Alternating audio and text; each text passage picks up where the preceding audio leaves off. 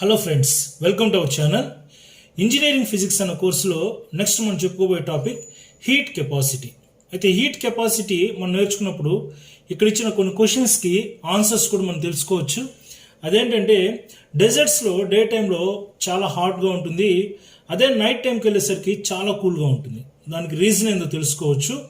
అలాగే షీషోర్ దగ్గర చాలా వరకు టెంపరేచర్స్ అనేవి మోడరేట్గా ఉంటాయి. అవి ఎందుకో కూడా రీజన్స్ మనం హీట్ కెపాసిటీ ద్వారా చూడొచ్చు. So what is heat capacity అన్నప్పుడు, హీట్ కెపాసిటీ అంటే the capacity to get heated up. ఏదైనా ఒక సబ్స్టెన్స్ తీసుకున్నప్పుడు ఆ సబ్స్టెన్స్ ఎంత బాగా హీటప్ అవుతుందో లేదా ఎంత బాగా హీట్ని తీసుకుంటుందో ఆ కెపాసిటీనే హీట్ కెపాసిటీ అంటారు. సో సబ్స్టెన్స్ని మనం ఏ విధంగా హీటప్ చేయవచ్చు? By giving heat to the substance. సరే, ఇంతకీ ఆ సబ్స్టెన్స్ హీటప్ అయిందా లేదా ఎలా తెలుసుకుంటాం? How would we know that a substance is heated up?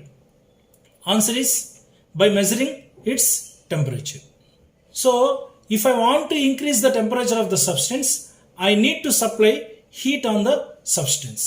So ఎంత హీట్ అయితే మనం సప్లై చేస్తాం, టెంపరేచర్ రైజ్ కూడా అంత ఎక్కువ ఉంటుంది. So the increase in the temperature of the substance is directly proportional to the amount of heat supplied to the system. So dQ is amount of heat supplied to the system is directly proportional to the rise in the temperature. So temperature rise అనేది amount of heat సప్లైడ్కి directly ప్రపోర్షనాలిటీగా ఉంటుంది. So ఆ proportionality తీసేయాలంటే dQ is equal to some constant into dt అవుతుంది. ఆ కాన్స్టెంట్ని మనం proportionality constant సినే మనం ఏమంటుంటే హీట్ కెపాసిటీ అంటాం. So dQ is equal to C dt, where C is called heat capacity. ఈ సి హీట్ కెపాసిటీ సి అన్నది వేటి మీద డిపెండ్ అయి ఉంటుందంటే composition of the substance. For example H2Oకి హీట్ కెపాసిటీ ఒక రకం ఉంటుంది, స్టీల్ తీసుకున్నప్పుడు వేరే రకం ఉంటుంది, శాండ్ తీసుకున్నప్పుడు ఒక రకం ఉంటుంది. So the proportionality constant see depends on the composition of the substance. అలాగే నేచర్ ఆఫ్ ద సబ్స్టెన్స్ మీద కూడా డిపెండ్ ఉంటుంది. ఈవెన్ మనం వాటర్ తీసుకున్నా కానీ లిక్విడ్ ఫేజ్లో హీట్ కెపాసిటీ ఒక రకం ఉంటుంది, సాలిడ్ ఫేజ్లో ఒక రకం ఉంటుంది, గ్యాసెస్ స్టేట్లో ఒక రకం ఉంటుంది. అంటే వాటర్ లిక్విడ్ ఫేజ్లో ఉన్న వాటర్ యొక్క టెంపరేచర్ని రైజ్ చేయడానికి మనం కొంత అమౌంట్ ఆఫ్ హీట్ సప్లై చేయాల్సి వస్తుంది. అలాగే ఐస్ యొక్క టెంపరేచర్ రైజ్ చేయడానికి వేరే రకంగా టెంపరేచర్ ఇవ్వాల్సి వస్తుంది. So nature of the substance మీద డిపెండ్ ఉంటుంది, అలాగే అమౌంట్ ఆఫ్ సబ్స్టెన్స్ మీద కూడా డిపెండ్ ఉంటుంది. ఫర్ ఎగ్జాంపుల్ 1 kg ఆఫ్ ఆయిల్ని హీటప్ చేయడానికి 10 kgs ఆఫ్ ఆయిల్ని హీటప్ చేయడానికి డిఫరెన్స్ ఉంటుంది.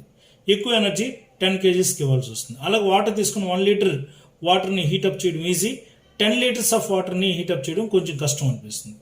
So heat capacity C depends on the composition of the substance and nature of the substance and amount of the substance మీద depend అయి ఉంటుంది.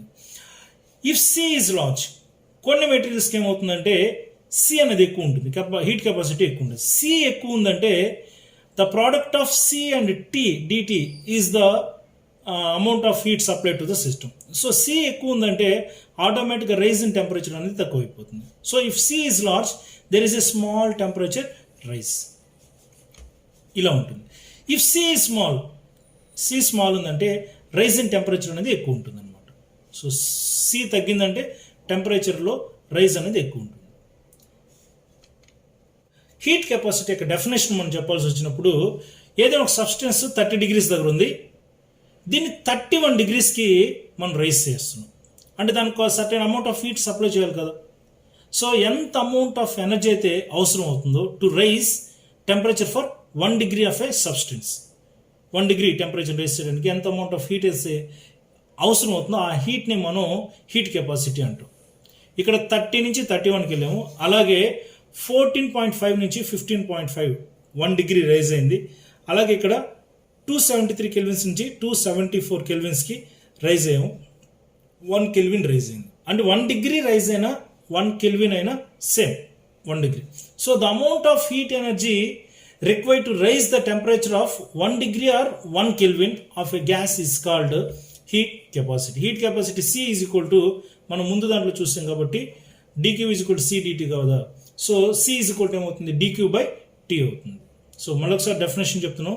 The amount of energy required to raise temperature for 1 degree or 1 Kelvin of a gas is called heat capacity అవుతుంది.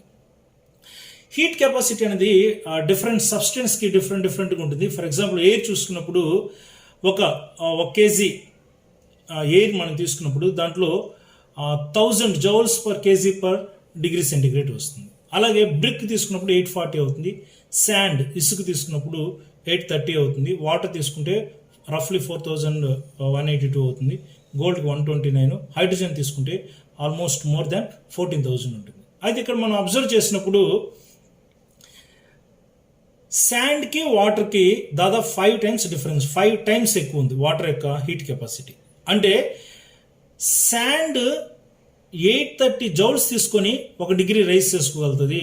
Water 4182 joules of energy తీసుకుంటే కానీ 1 kg of water or 1 liter of water 1 degree rise అవుతుంది. అంటే వాటర్ని heat up చేయడం చాలా కష్టం. Sand ఈజీగా హీటప్ అవుతుంది. ఎందుకంటే సి స్మాల్ కాబట్టి రైజింగ్ టెంపరేచర్ ఎక్కువ ఉంటుందని ముందే చూసాం. So the specific heat of water is 5 times greater than that of the sand. So రఫ్గా 5 times ఎక్కువ ఉంది. అలాగే ఎయిర్ కన్నా కానీ వాటర్ స్లోగా హీటప్ అవుతుంది. డే టైంలో ఏ సన్ అయితే డెజర్ట్స్ మీద హీట్ ఇస్తుందో అదే సన్నే మనకు సీ వాటర్ మీద కూడా షైనింగ్ అవుతుంది.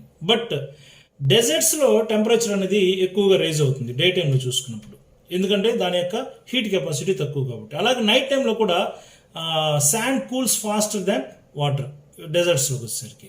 So therefore there are abnormal changes in the temperature of the deserts and moderate climate is maintained at the seashore. It is because of the heat capacity of the water. So చూడండి, డెజర్ట్స్లో high temperatures ఉంటాయి. Seashore దగ్గర మనం enjoy చేస్తూ ఉంటాం, ఎందుకంటే టెంపరేచర్లో rises అనేటివి పెద్దగా ఉండవు. నైట్ టైంకి వచ్చేసరికి డెజర్ట్స్లో టెంపరేచర్ అనేది డ్రాస్టిక్గా పడిపోతుంది. అందువల్ల అక్కడ వెరీ వెరీ కూల్ టెంపరేచర్స్ అనేటివి ఉంటాయి. సో వాటర్ యొక్క హై హీట్ కెపాసిటీ వల్ల మనం ఆటోమొబైల్స్ యొక్క రేడియేటర్లో కూలెంట్గా వాటర్ని యూస్ చేస్తుంటాం. అలాగే హాట్ వాటర్ బ్యాగ్స్ ఉంటాయి కదా, అక్కడ కూడా వాటర్ని యూస్ చేస్తాం. ఈరోజు హీట్ కెపాసిటీ అంటే ఏంటి చూసాము. హీట్ కెపాసిటీ అంటే ఏంటంటే the amount of heat energy required to raise temperature of 1 degree or 1 Kelvin of a gas is called heat capacity. 1 degree rise చేయడానికి ఒక సబ్స్టెన్స్కి మనం ఎంత అమౌంట్ ఆఫ్ ఎనర్జీని అయితే ఇవ్వాలో ఆ అమౌంట్ ఆఫ్ ఎనర్జీని హీట్ కెపాసిటీ అంటాం. Heat capacity formula C is equal to dQ by dt. Thank you for watching.